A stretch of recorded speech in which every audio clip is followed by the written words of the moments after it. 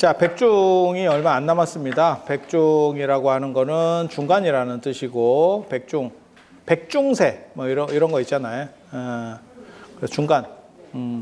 왜 7이 중간이냐? 7월 보름이잖아요. 7월 보름. 6이 중간일 수도 있고, 7이 중간일 수도 있죠. 12니까. 12달이니까, 중간하면. 근데 홀수에 대한 선호가 있기 때문에 7을 중간으로 보는 거고, 그 다음에 11호다가 안 하고 10으로만 끊을 때도 있어요. 그래서 10으로만 끊어버리면 5가 중간이죠. 5가 중간이죠. 그래서 단호가 있는 거고, 단호가 중간이라는 뜻이에요. 그래서 5가 남쪽, 중간이라는 뜻입니다. 그래서 남쪽에 양명한 기운이 있는 중간. 이렇게 되는 거고요.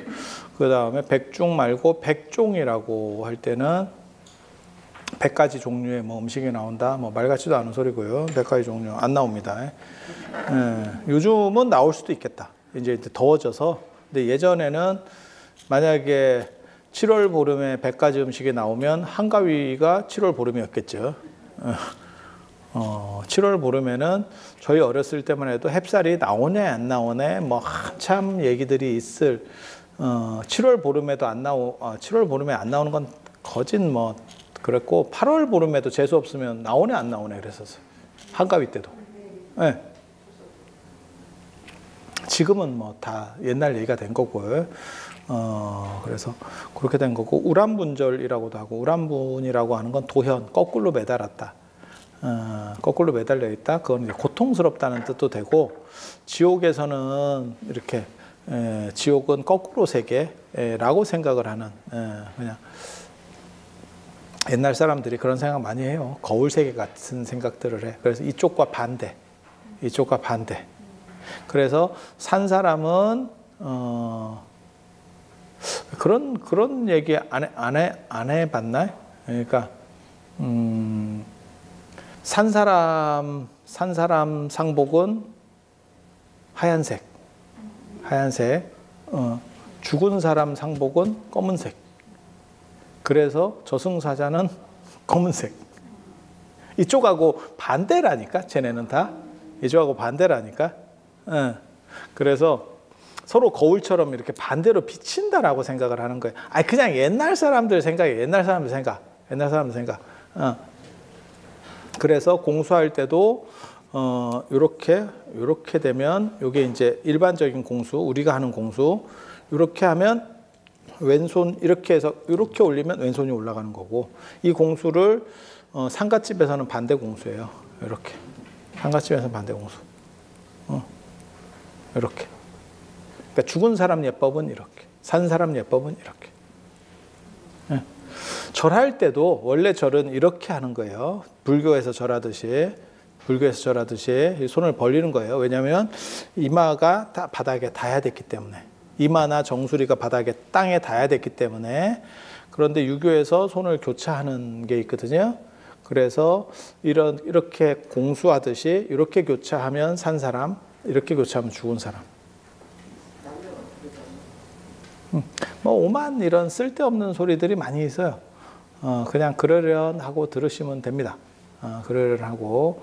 그러니까 인간은 자기가 경험한 걸 가지고 상상하기 때문에 사후세계도 특징적으로 막 이렇게 대단하게 창의적인 사후세계가 없어요. 제가 보기에는. 마치 외계인이 뭘 대단한 놈이 있는 것처럼 보이지만 다 인간에서 변화하는 정도의 형태죠. 바퀴벌레에서 변화하고 이런 외계인도 있을 수 있지 않을까? 근데 그런 외계인은 없잖아. 그러니까 제가 얘기하잖아. 외계인 중에서 제일 성공한 애가 E.T. 운동 안 해가지고, 운동 안 했을 때 어떻게 되는지를 보여주죠. 손발이 가늘고, 그 다음에 배가 튀어나오고, E.T. 그리고 또 이제 성공한 애가 누가 있냐면 에일리언.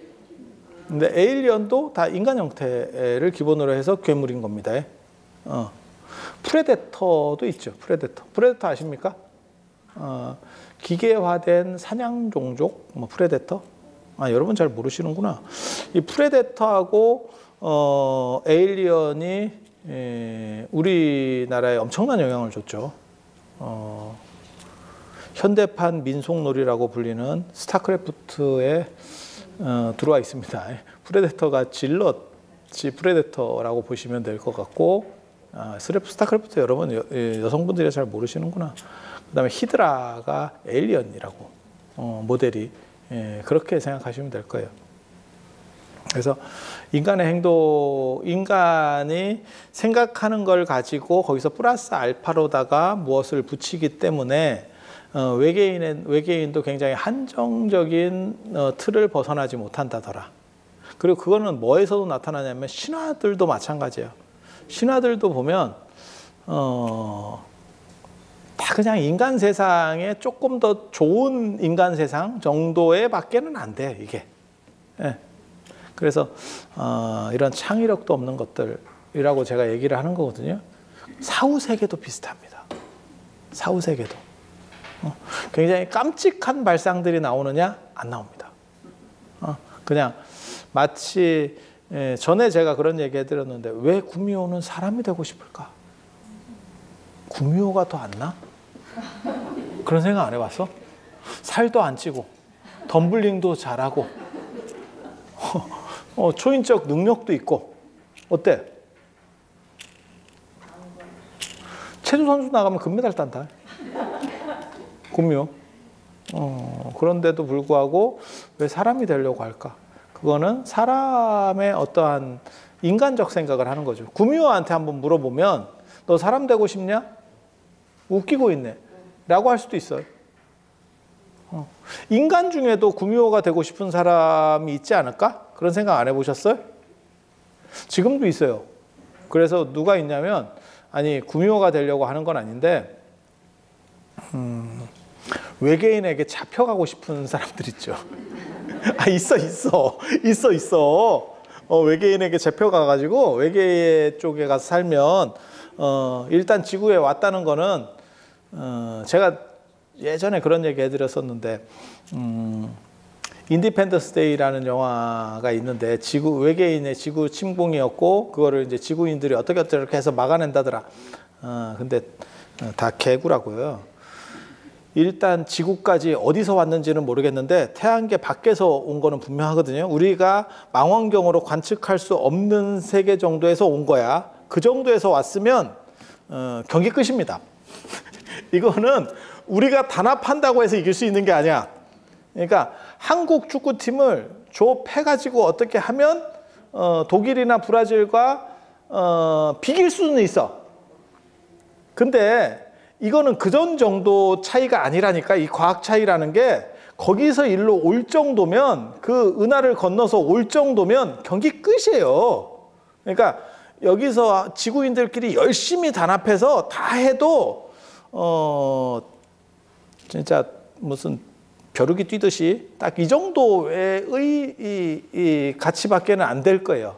근데 이제 영화니까 그런 설정을 하는 거고 그런 것처럼 사후세계도 그렇고 신화도 그렇고 아무튼 인간들이 생각해낸 것들 그리고 최근에 나오는 그 신화들이 어떻게 보면 저 외계인에 대한 것들이에요. 그러니까 예전 신화들은 더 이상 만들어지지 않고 외계인에 대한 것들이 또 다른 새로운 신화를 만들어내고 있는 거예요. 그리고 그 패턴들은 대부분 일정해요. 그래서 제가 예전에 그 책 되게 재밌어 했는데 조세 캠벨이라는 사람, 조세 캠벨 맞는 건 모르겠다 나 기억 잘 안 나는데 천의 얼굴을 가진 영웅. 모든 신화에 나오는 영웅들이 실제로는 비슷비슷하더라. 신성한 피를 가지고 나왔고 버려졌고 다시 그걸 극복하고 헤라클레스 뭐 이런 거 생각하시면 돼요. 극복하고 다시 인정받아서 지가 자수성가해서 되돌아갔더니 어우 내 자식. 모세도 마찬가지인 거고 다 그 구라의 유형으로부터 크게 벗어나 있지 않더라. 한마디로 말해서 이런 창의력 없는 자식들 이라고 하는 거죠. 그래서 처음 볼 때는 오 그래요? 라고 할지 모르는데 모세나 주몽이나 똑같아. 얘기가 똑같아. 신성한 혈통을 가졌고 버려졌고 그 다음에 결국 자기를 회복해 가는 거고 그 다음에 한 사람은 물을 가르고 한 사람은 물 위를 걸어간 거지. 염리대수를 걸어간 거지. 똑같아. 그리고 나라를 해서 무슨 새로운 땅을 찾아낸 거야. 그놈이나 뭔 차이가 있냐. 이렇게 나오는 게 비교해 보면 대부분 다 비슷하더라고요. 그래서 지옥에 대한 것도 그렇게까지 창의적이지 않아요. 그래서 거꾸로 매달려 있다라고 하는 게 우리의 또 다른 거울 세계를 상정하는 거예요. 그리고 동아시아에서는 반대 세계. 우리의 거울이 이렇게 비치는 거울이고 저쪽에서는 마치 수평선에 이렇게 이미지 비치면 완전히 이렇게 뒤로 뒤집어지는 상황이 되잖아요. 그런 것처럼 생각하는 거예요. 그래서 그걸 도현, 거꾸로 매달려 있다. 그리고 매달려 있다는 건 고통스럽다. 라는 의미가 돼요. 매달려 있어봐 고통스럽지. 그렇지 않나? 적응되면 괜찮아 그것도. 박쥐는 서 있으면 힘들다. 매달려서 싸고 다 하더라. 그게 그러니까는 그 철저하게 인간적 판단이에요. 매달려 있으면 힘들 거다. 그게 일반적이면 안 힘든 거예요. 그게 일반적이면. 야, 박쥐가 정상으로 해먹 같은 거 놓고 이렇게 있으면 되게 웃길 것 같잖아. 너네 왜 힘들게 다 매달려 있어? 이렇게 하면서. 그래서 그런 거 생각하시면 되고, 그렇게 해서 그 지옥에 빠져 있는 어머니를 구출해낸다라고 하는 목련존자의 스토리를 기본으로 하고 있어요. 그런데 여기에서 나오는 게 인도는 7대 조상까지를 따져요. 우리는 4대 봉사라고 하거든요. 그러니까는 부모, 조부모, 증조부, 고조부까지. 예. 여기 이제 형고로 이제 5대로 하면 형고를 나누는데 형고는 필요가 없어요. 4대까지만 제사를 지내는 거고 그 위에는 이거는 천위니까 위패가 옮겨가는 거니까 이 4대 위에가 되면 합사죠. 합동으로 이제 한 팀으로 하는 거예요. 만약에 이게 이런 식의 문화가 아니면 나중에는 진짜 1년 12달 제사로 꽉 찹니다. 계속 단독으로 해버리면 제사 하다가 죽는 거예요. 그러다 내 제사. 네 제사 하다가 내 제사가 이제 돌아오는 거죠. 그래서 그렇게 4대까지만 하는 거고 이 사조단자라고 해요, 이거를. 그리고 과거 시험 볼 때도 이거를 쓰게 돼 있었죠. 그래서 예전에 김병헌이가 구라다라고 얘기하는 거잖아요. 자기 할아버지인지도 모르고 비판 글을 썼는데 그게 이제 나중에 알게 되니까 자기 할아버지였더라. 그래서 나는 얼굴을 들이밀고 살 수가 없다. 그래서 삿갓을 뜨고 뭐 이렇게 하고 다녔다. 이런 들어봤잖아요, 한 번 정도. 다 개구랍니다. 왜? 옆에 사조를 쓰도록 돼 있어요. 그러니까 우리가 뭐 이력서 쓸 때 요즘은 그런 이력서 잘 안 쓰는데 예전에는 가족관계 쓰는 경우들이 있었잖아요. 그렇지 않아요? 그런 식으로 쓰게 옆에 아예 붙여놓고 시험을 봤다니까. 그래서 자기 할아버지 이름을 모른다라는 게 불가능한 일이에요. 그리고 그거는 아무리 부모가 숨겨도 그건 기본입니다. 기본. 유교 문화에서는 여기 여러분들도 연세 많으신 분들은 다 그게 예전에는 그런 걸 잘 따졌죠. 지금은 조부모나 증조부 성함 모르시는 분들도 많이 있죠. 조부를 모르는 경우들도 있어요. 할아버지는 알아도 할머니 정도는 잘 모르시는 경우들도 있어요. 있어. 그래서 지금 문화가 좀 다른 거고 조선은 그런 나라가 아니에요. 조선은 족보의 나라인데 그건 말 같지도 않은 소리예요. 그건 있을 수 없는 일이고. 그래서 그 김병헌 얘기, 김삿갓 얘기는 구라, 그냥 뻔히 보이는 구라인데 어떻게 하다 보니까 그렇게 흘러다니는. 그러니까 이야기가 살이 붙은 경우라고 보시면 돼요. 그리고 또 우리는 4대, 근데 인도는 7대를 얘기해요. 근데 여기서 7대는 우리 4대는 나 빼고 4대예요.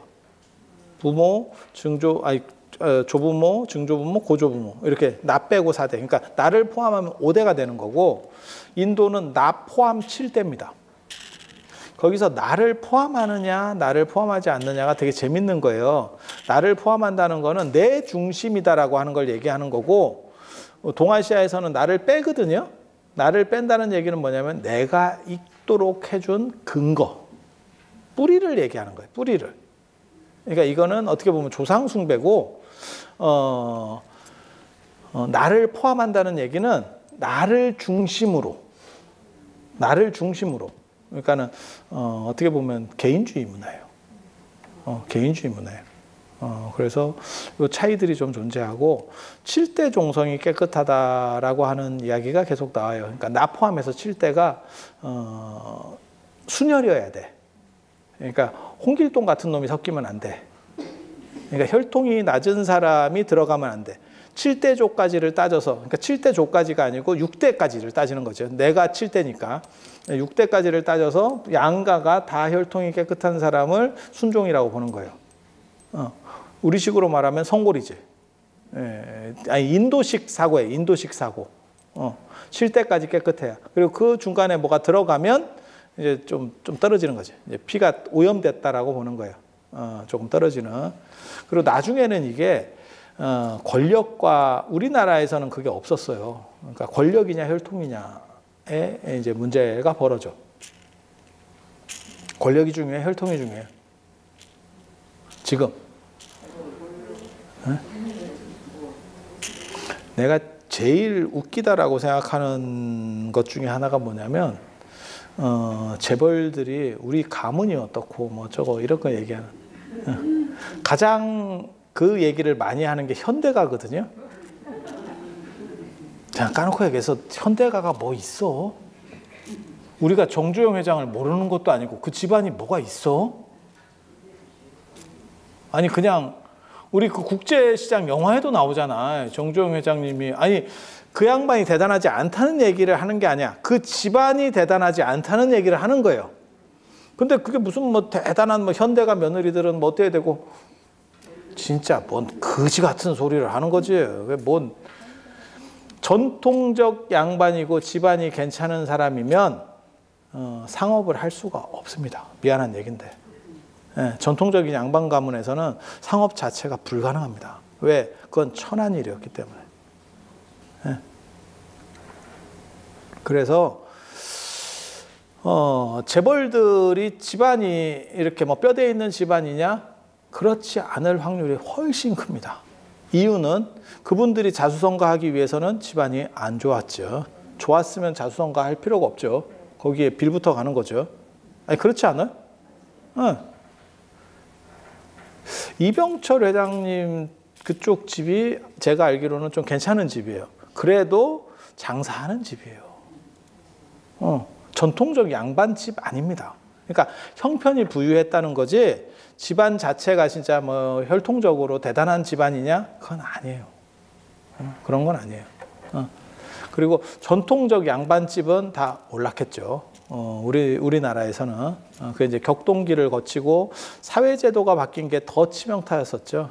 사회제도가 바뀐다는 게 농업 중심에서 상업 중심으로 바뀌었고, 그 다음에 교육 체제가 바뀌었죠. 전통 서당 교육 뭐 그런 데서 지금 그런 교육은 다 지금은 문화 교육이죠. 지금은 문화 교육. 그리고 이력서에 쓸 때는 무학으로 쓰죠. 초졸, 무학 뭐 이런 거 쓰죠. 그럼 끝이죠. 경기 끝이죠. 그래서 그 두 가지가 사실은 전통 양반을 완전히 날려버린 거거든요. 그리고 지금 제일 좋은 거는 뭐 정치인도 좋고 다 좋지만 제일 좋은 거는 재벌이죠. 왜? 재벌은 세습되죠. 정치인은 세습이 안 되죠. 세습을 하려고 시도들을 여러 번 했었죠. 그게 이제 김영삼 대통령 때도 했었고 김대중 대통령 때도 했었고 김대중 대통령 그 국회의원인가도 했었죠. 김홍업인가 뭐 그러다가 나중에 뭐 깜빵 가고 뭐 저거 됐었고 김영삼 대통령 때는 그 뭐 김현철 씨 또 뭐 이렇게 좀 한때 날렸죠. 어떻게 보면 대를 이어서 성공한 유일한 분이 박정희 박근혜 대통령인데 내려오셨죠. 내려오셨죠. 아니 뭘 이렇게 비판하고 하려고 하는 얘기는 아니고 그건 잘 안 됐다를 얘기하는 거예요. 쉽지 않았었다. 쉽지 않았었다. 근데 재벌은 계속 상속되고 있죠. 얼마나 상속될지는 잘 모르겠어요. 우리나라가 세법을 까다롭게 해놨기 때문에 지금 굉장히 세게 해놨기 때문에 재벌들이 해체될 수밖에 없을 거다. 더 이상 그 기득권을 유지하기가 쉽지 않을 거다라고 말들은 해. 근데 지금까지는 3대, 4대까지는 내려왔죠. 우리가 현재 보고 있는 분들이 대부분 3대, 4대 분들이에요. 2대는 좀 연세가 굉장히 많으신 분들이고 좀 젊은 분들이면 4, 3대. 아니, 맞잖아. 현대도 지금 3대잖아. 정의선 회장 뭐 이런 분들이 3대 아니요? 정몽국, 정의선 뭐 이렇게 내려오는 거잖아요. 예. 그래서 그렇게 내려오는 거고 그래서 저쪽이 더 튼튼하구나. 정치 권력보다 더 세구나. 지금은 이라고 생각을 하는 시절이 됐죠. 자, 그러고 보면 세상이라는 게 참 진짜 인생 무사인 거예요. 이런 세상이 올지 어떻게 알았겠어. 재벌 참. 그런데 예전에는 혈통이라고 하는 것을 중시했고 동아시아 같은 경우는 혈통보다 권력을 중시했어요. 그래서 제가 그런 얘기 하는데 혈통 중시 문화에서는 서양 사람들이 동아시아 사람들을 비판할 때 뭐라고 얘기하냐면 천민을 데려다 왕을 시키는 나라라고 비판을 한다니까. 천민을 데려다가. 그러니까는 우리가 천민을 데려다 왕을 시켰어? 라고 할지 모르지만 장애인 아들 그런 사람을 천민으로 보는 거예요. 그러니까 지금 인도에서 7대가 청정하다라는 개념에서 보면 그런 사람은 완전히 낮은 혈통의 사람이 들어온 거야. 이랬을 때 전통적인 혈통 중시 문화에서는 권력이 있어도 그 사람을 깝니다. 권력이 있어도 권력보다 혈통 우선이에요. 그리고 그 혈통이 얼마나 무능해도 혈통이라고 하는 게 서양에서 굉장히 강력하게 영향을 미쳤냐를 볼 수 있는 가장 대표적인 게 합스부르크 황가죠. 합스부르크 황가. 나중에 보면 걔네가 너무 종래원을 하다가 단종됐죠. 막 기형아 나오고 주걱턱 나오고 이러다 단종됐는데 그 혈통의 순혈 구조로 해서 왕위가 내려가고 더 이상 없으면 그냥 그 겸임을 하죠. 뭐 내가 스페인 왕도 했다가 네덜란드 왕도 했다가 막 그 신성 로마 제국 왕도 했다가 막 이렇게 막 겸임을 하죠. 그래서 그 혈통이 아니면 안 되는 거예요. 우리하고는 약간 달라. 우리는 여차하면 뒤집는 언제 뒤집을 수 있다라는 생각을 하는. 그래서 혈통이냐 권력이냐가 약간 달라요. 그러니까 우리는 권력 중심이에요. 동아시아는. 그리고 그렇게 될 수 있었던 이유는 얼굴 생김새가 거의 비슷해요. 그래서 혈통을 강조하기가 어려워. 그게 나중에는 뭐가 있냐면 우리가 신분제가 한꺼번에 무너질 수 있고 그 다음에 족보를 위조만 하면 다 양반이 될 수 있었던 이유가 뭐냐면 얼굴이 똑같아서 그래요. 인도는 위조해도 안 됩니다. 왜? 오바마와 트럼프처럼 차이가 나는 거예요. 같은 대통령인데도 이렇게 딱 보면 이쪽 약간 흑인피, 이거 백인피 이렇게 그렇게 딱 눈에 보이기 때문에 그게 뭘 어떻게 해요라고 이렇게 족보를 위조해서 해결될 수 있는 문제들이 아니에요. 그래서 그렇게 피가 눈에 띄게 차이가 나는 지역에서는 인종적으로 차이가 나는 지역에서 혈통 중심이 더 강하고요. 동아시아는 섞이면 이게 잘 몰라. 그러다 보니까 뭐가 있냐면 힘센 놈이 무조건 권력 중심으로 바뀌는 거예요. 이쪽은. 그래서 인도는 아리안족이라는 백인과 드라비다 문다족이라는 흑인들이 피가 섞이다 보니까 흑백으로 섞이면 지금 미국 생각하시면 돼요. 저게 굉장히 견고하죠. 이 차별이라고 하는 게 지금도 미국에서 저 차별이 있는데 그리고 흑인은 백인들 다수의 백인 사이에 흑인들이 들어간 거고 미국은 인도는 원래 흑인이었다니까 그리고 거기에 백인이 들어간 거예요. 그래서 백인이 소수로서 그 권력들을 장악하고 있는, 어디 생각하시면 되냐면 남아프리카 공화국 생각하시면 돼요. 남아프리카 공화국이 아프리카에 있고 흑인 비중이 상당히 있는데도 불구하고 백인들이 완전히 장악하고 있는 데거든요. 그래서 그렇게 생각하시면 돼요. 그래서 거기에는 이런 쪽으로 이렇게 구조가 만들어지면 혈통이라는 걸 더럽게 강조하게 되는 그런 문화가 나오고, 그게 7대까지 순혈이어야 된다라는 이야기가 나오는 거고, 그래서 이 7대 조상 강조는 게다가 또 뭐가 있냐면 인도는 7진법을 써서 그래요. 인도에서 썼던 두 가지 진법 체계가 4진법과 7진법. 그래서 7진법을 쓰다 보니까 나 포함 7대가 청정하다. 그래서 석가모니 부처님 족보도 감자왕부터 시작해서 감자왕부터 해서 석가모니까지 7대가 청정하다라는 걸 주장을 하게 되고, 그 다음에 그거는 불교가 만들어지고 난 뒤에도 그 문화가 그대로 들어오는 거예요. 그래서 7불이라는, 과거 7불이라는 게 나오는 거죠. 비바시불, 시기불, 비사불, 구루손불, 구나모니불, 가섭불, 석가모니불, 이렇게 7대를 딱 끊어서 보는 문화들이 나타나게 되는 거고, 그래서 7대 조상까지 천도한다라는 개념은 인도적 문화입니다. 그러니까 정확하게 말하면 조상만 얘기하면 6대지. 6대까지. 그래서 우리한테는 좀 없는 인도적인 다른 배경의 문화예요. 그리고 여기에 내가 들어가잖아요. 7대로 내가 들어가잖아요. 우리도 조상을 잘 모시면 후손이 발복한다라는 말이 있는데, 인도에서는 뭐라고 나오냐면 조상을 모시면 그 공덕의 7분의 1이 그 조상에게 가고 7분의 6은 나한테 온대. 7분의 6이라고 하는 개념은 이것도 7진법이거든요. 똑같이. 그러니까 뭐 10분의 1도 아니고 7분의 1 계산하기도 어려운데 이게 7진법 문화라서 그런 거예요. 그러니까 조상의 비중은 낮아. 그러니까 조상을 잘 모셨으면, 그러니까 지금 동아시아의 취향 조상 숭배 문화로만 보면 조상을 잘 모시면 후손이 발복한다라고 해도 조상도 좋고 후손이 조상의 가피에 의해서 어떻게 보면 그 음덕에 의해서 이게 발양돼서 좋아지는 거거든요. 그러니까 메인은 조상에 있는 거예요. 그런데 인도 문화는 아까 나를 포함하는 개인성이라고 그랬잖아요. 개인성이 강조된다고 그랬잖아요. 그러니까 무슨 문제가 벌어지냐면 조상에게 잘해도 그것의 본류는 나야. 7분의 6이 나한테 오는 거예요. 그러니까 언뜻 보기에는 둘 다 조상 숭배랑 관련된 문화 구조 아닙니까? 완전히 다르죠. 그러니까 동아시아가 약간 더 조상적이라면, 조상에 초점이 맞춰져 있다면 인도는 나 중심이에요. 나 중심. 그래서 제가 7번째 7대 안에 내가 포함된다. 인도 사람들은 그렇게 생각했다라는 게 굉장히 재밌다라고 얘기를 하는 게 그거예요. 결국 나예요. 그래서 조상을 잘 모시려고 하는 것도 우리는 저런 식으로 안 배웠는데, 사실은 부모에게 잘하는 거는 무조건적인 거고 그 어른을 존경해서 그러는 거다, 이런 식으로 배웠다면, 인도는 어떻게 하는 거냐면 내가 그렇게 했을 때 나에게 떨어지는 콩고물이 많다. 약간 추접은 거지. 근데 한 번만 더 되돌아보면 여러분도 저랑 비슷한 얘기를 할 거예요. 그러니까 예를 들면 부모님에게 잘해주는 거는 내가 인간의 도리로서 부모님에게 해주는 거지 대가를 바라는 건 아니거든요.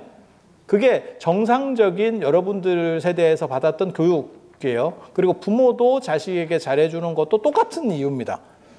그런데 지금 여러분 자녀분이나 손자녀분 같은 경우에는 그 계산이 있죠. 물론 그게 이제 농도가 얼마나 있느냐에 따라서 좀 차이는 있을 수 있겠지만 없을 것 같아요? 조금 있는 거예요. 그리고 아마 세대를 더 내려가면 그 농도가 더 진해질 겁니다. 물론 그렇다고 해서 부모를 존중하지 않느냐? 그건 아닌데, 존중하더라도 받을 게 있으면 더 존중하죠. 그렇지 않을까?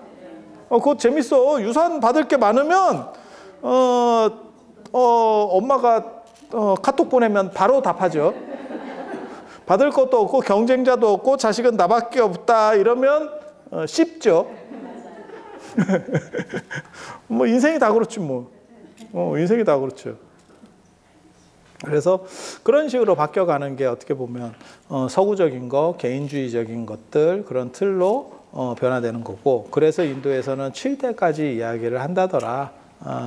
그거는 인도적인 계통하고 동아시아 계통이 완전히 다른 이야기인데 비슷한 어떻게 보면 조상 숭배라고 하는 공통 분모를 가지는 바람에 사람들이 헷갈려 한다더라.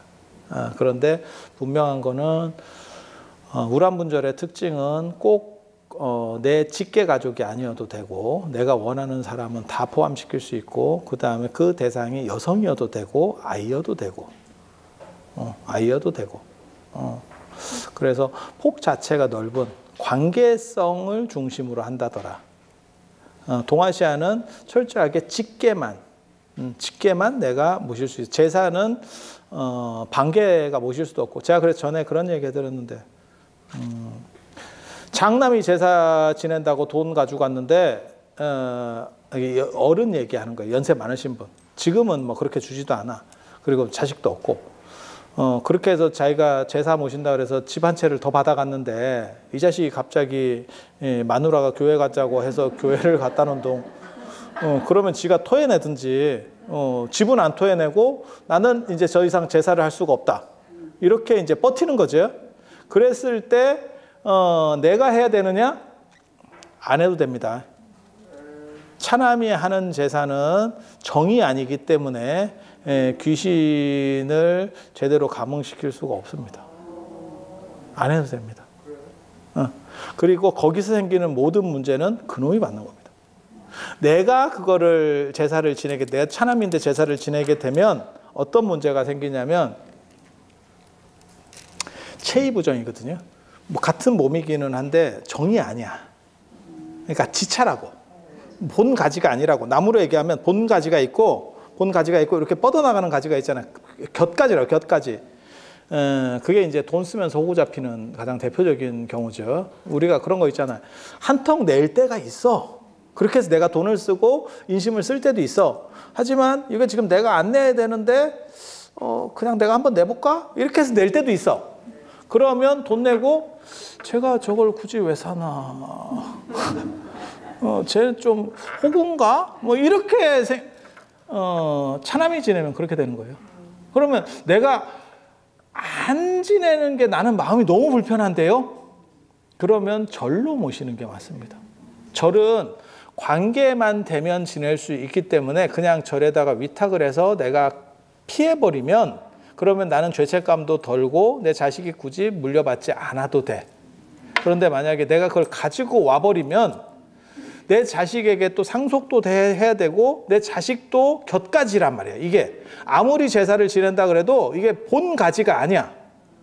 그러니까 부모 입장에서는 어떻게 생각하시면 딱 그 얘기가 터지는 거예요. 광해군 사건이 벌어지는 거예요. 왕인데 적자가 아니야. 뭔 뜻인지 아시겠어요? 그게 광해군의 엄청난 스트레스였었고 결국 광해군 정권이 몰락하는 이유이기도 하거든요. 나중에. 그래서 그 문제가 끊임없이 벌어지는 거예요. 그리고 내가 가져왔을 때는 그나마 내가 어떻게라도 처리가 가능한데 내 자식으로 넘어가면 이제는 끝입니다. 그냥 삐뚤어진 상태로 계속 가는 거예요. 야, 이거 굉장히 피곤하지. 이럴 때 나는 끊기 싫고 내 살았을 때까지는 좀 했으면 좋겠다. 내 부모님인데 나는 우리 형이 저따우 행사를 하는 걸 도저히 이해할 수가 없다. 못 참겠다. 절로 하면 똑같은 비슷한 조상 숭배 룰이긴 하지만 룰의 개념 자체가 다르기 때문에 하나는 똑같은 공으로 하는 거라도 하나는 축구고 하나는 야구기 때문에 룰이 다르다니까. 그래서 그걸로 넘겨놨다가 나중에 끊어버리면 그렇게 하면 피하는 방법. 피하는 방법. 동일 룰이 아닙니다. 그래서 오늘 이 정도 백중에 관련해서 못 걷는 이야기 이런 것들은 워낙 많이 하니까 똑같은 얘기 말고 남들에게서 잘 못 들을 만한 이야기 이렇게 해드리는 정도로 해서 마치도록 하겠습니다. 자, 들어서 감사합니다.